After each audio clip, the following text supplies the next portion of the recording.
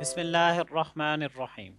آج سے 1400 برس قبل دور جہالیت میں لوگ ہر قسم کی بری عادات میں مشغول تھے۔ اس دوران ایک شخص ان میں رونما ہوا جو اعلیٰ اخلاق پر فائز تھا۔ اس شخص نے لوگوں کو باحکم خدا جہالیت سے نکالا اور انہیں زندگی کا مقصد دیا۔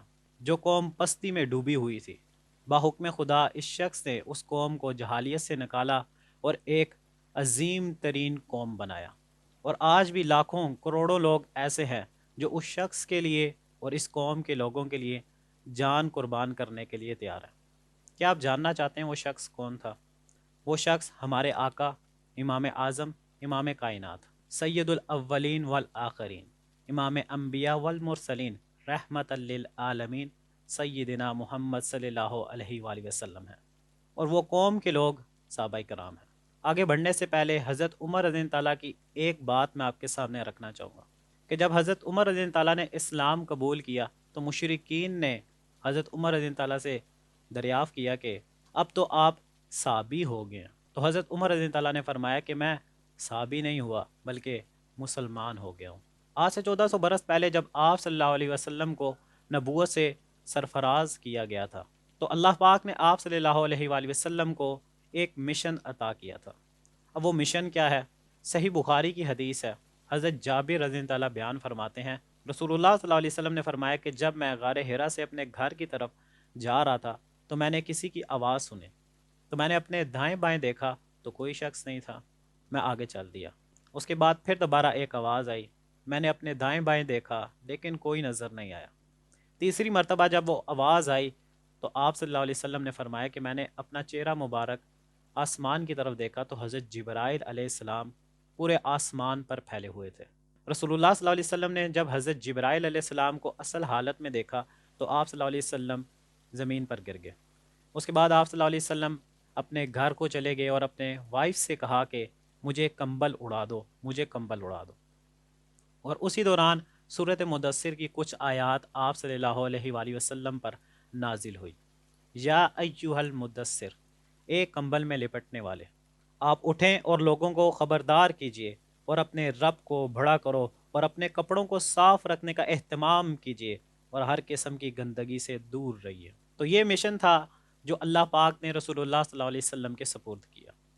آپ صلی اللہ علیہ وسلم نے اس کے بعد اللہ کے کلام کی لوگوں کو دعوت دینا شروع کر دی۔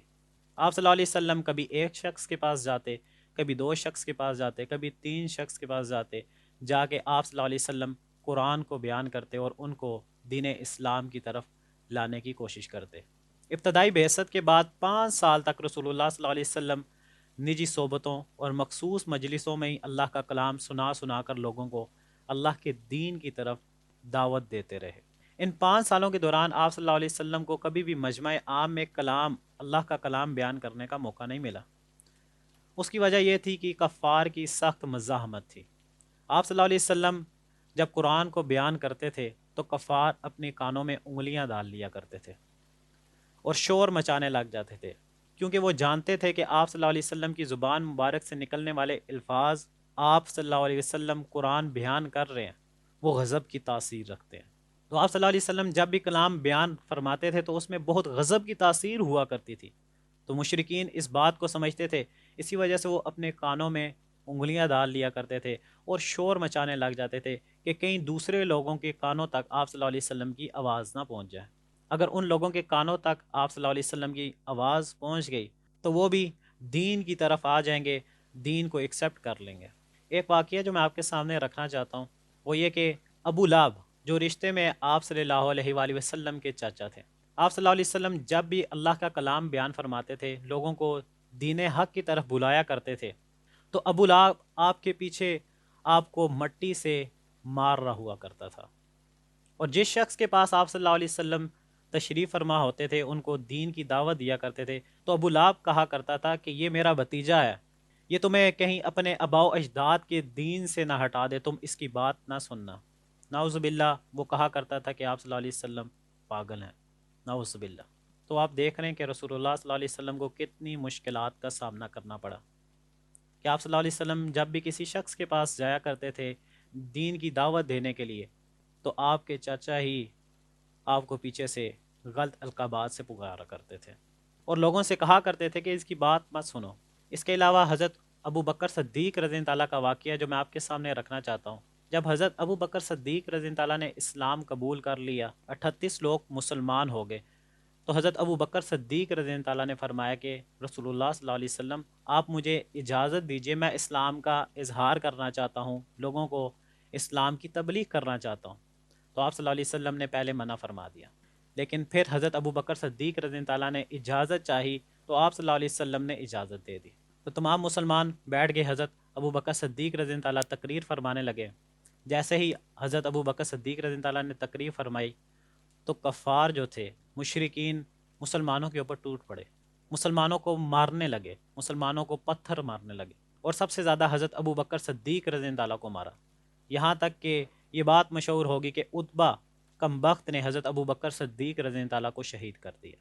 وہاں پہ کچھ لوگوں نے حضرت ابو بکر صدیق رضی اللہ تعالیٰ کو ایک چادر میں لپیٹا اور ان کو لڑائی سے نکال کے ان کے گھر چھوڑ دیا، اور مسجد میں اعلان کرا دیا گیا کہ حضرت ابو بکر صدیق رضی اللہ تعالیٰ شہید ہو گئے ہیں۔ عتبہ نے حضرت ابو بکر صدیق رضی اللہ تعالیٰ کو شہید کر دیا۔ جب لوگ شام کے ٹائم واپس آئے تو لوگوں نے حضرت ابو بکر صدیق رضی اللہ تعالیٰ کو دیکھا تو حضرت ابو بکر صدیق رضی اللہ تعالیٰ کی سانسیں چل رہی تھیں۔ تو اسی دوران حضرت ابو بکر صدیق رضی اللہ تعالیٰ کی جب آنکھ کھلی تو حضرت ابو بکر صدیق رضی اللہ تعالیٰ کی زبان مبارک سے پتہ کیا الفاظ نکلے کہ رسول اللہ صلی اللہ علیہ وسلم کہاں پر ہیں، رسول اللہ صلی اللہ علیہ وسلم خیریت سے تو ہیں۔ ابو بکر صدیق رضی اللہ تعالیٰ کے بارے میں یہ مشہور ہو گیا تھا کہ حضرت ابو بکر صدیق رضی اللہ تعالیٰ شہید ہو گئے، اور جب ان کی پہلے ہی آنکھ کھلی تو آپ نے پوچھا کہ رسول اللہ صلی اللہ علیہ وسلم خیریت سے تو ہیں۔ جب لوگوں نے بتایا کہ رسول اللہ صلی اللہ علیہ وسلم خیریت سے ہیں تو حضرت ابو بکر صدیق رضی اللہ تعالیٰ کی آنکھیں بند ہو گئیں۔ اس کے بعد لوگوں نے کہا کہ ان کی والدہ سے کہا کہ آپ ان کو کچھ کھانے پلانے کے لیے دیں تاکہ یہ تھوڑا سا صحت یاب ہوں۔ حضرت ابو بکر صدیق رضی اللہ تعالیٰ پھر دوبارہ بے ہوش ہو گئے۔ اس کے بعد جب آپ کو ہوش آیا تو حضرت ابو بکر صدیق رضی اللہ تعالیٰ کی جو والدہ تھی انہوں نے انہیں کھانا دیا، پینے کے لیے پانی دیا، لیکن حضرت ابو بکر صدیق رضی اللہ تعالیٰ نے انکار کر دیا۔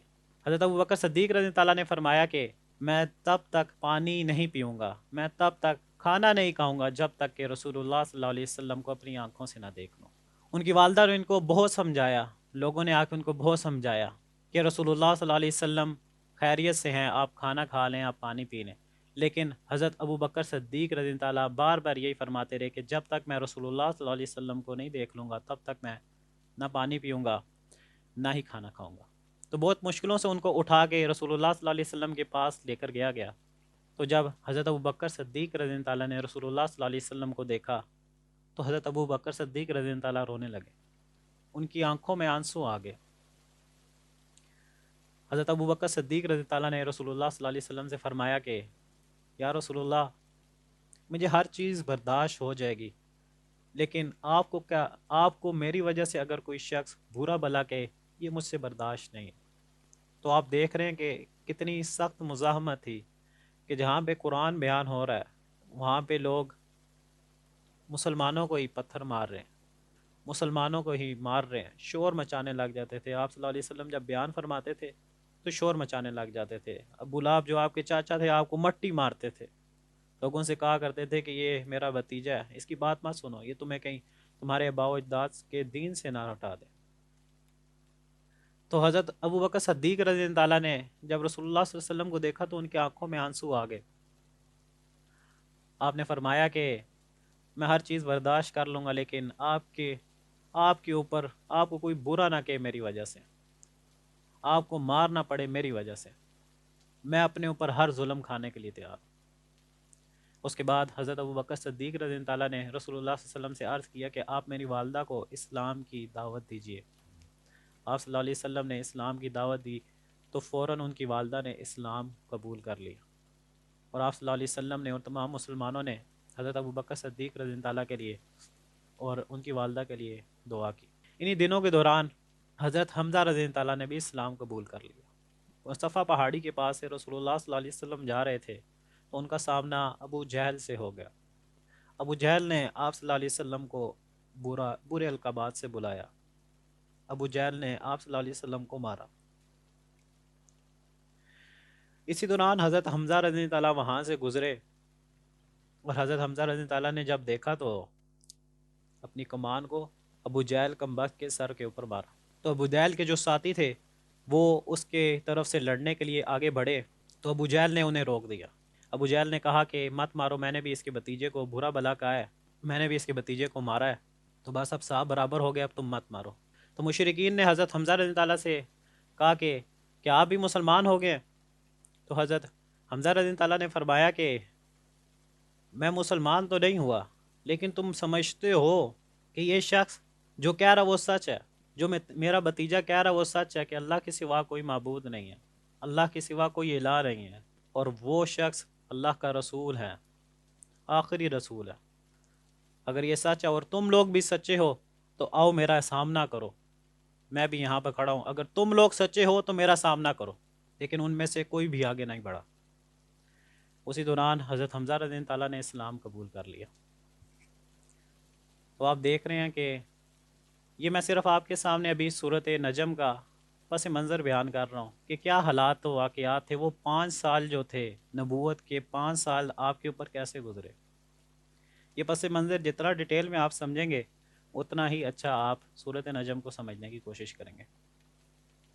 حضرت جبرائیل علیہ السلام کا میں نے ذکر کیا تھا، صورت نجم میں حضرت جبرائیل علیہ السلام کے بارے میں بھی بات کی گئی ہے، تو ہم انشاءاللہ اسے جب صورت نجم کی وہ آیات ہم پہنچیں گے تو ہم ڈیٹیل میں حضرت جبرائیل علیہ السلام کے بارے میں بھی جانیں گے۔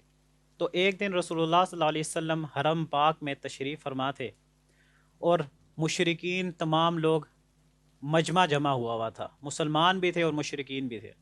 تو آپ صلی اللہ علیہ وسلم یکجا ہو کر کھڑے ہو گئے اور آپ صلی اللہ علیہ وسلم نے تقریر فرمائی، اور اسی دوران آپ صلی اللہ علیہ وسلم کی زبان مبارک سے صورت نجم کی صورت میں خطبہ جاری ہو گیا۔ یہ پہلی صورت ہے جس میں آیت سجدہ نازل ہوئی تھی۔ آپ صلی اللہ علیہ وسلم نے جب صورت نجم لوگوں کے سامنے بیان فرمائی، صورت نجم لوگوں کے سامنے پڑھی، تو تمام مشرکین، اس صورت کے ختم ہو جانے کے بعد تمام مشرکین مسلمان آپ صلی اللہ علیہ وسلم سجدے میں گر گئے، تو تمام مشرکین بھی سجدے میں گر گئے، مسلمان بھی سجدے میں گر گئے۔ حضرت عبداللہ ابن مسعود رضی اللہ تعالیٰ بیان فرماتے ہیں کہ تمام مشرکین، تمام مسلمان سجدے میں گر گئے سوائے ایک شخص کے، وہ امیہ ابن خلف تھا جو کفار تھا، مشرک تھا۔ وہ سجدے میں نہیں گرا بلکہ زمین سے مٹی اٹھا کے اس نے سر پر مار دی۔ حضرت عبداللہ ابن مسعود رضی اللہ تعالیٰ بیان فرماتے ہیں کہ کفر کی حالت میں مر گیا، جنگ میں کفر کی حالت میں مر گیا۔ تو یہ پس منظر تھا صورت نجم کا۔ وَالنَّجْمِ إِذَا هَوَىٰ، یہ پہلی آیت ہے، قسم ہے تارے کی جب وہ گرا۔ ہمارے ساتھ جڑ جائیں کیونکہ ہم اس سیریز میں بہت کچھ سیکھیں گے، پہلے آسمان سے 7ویں آسمان تک کا سفر کریں گے۔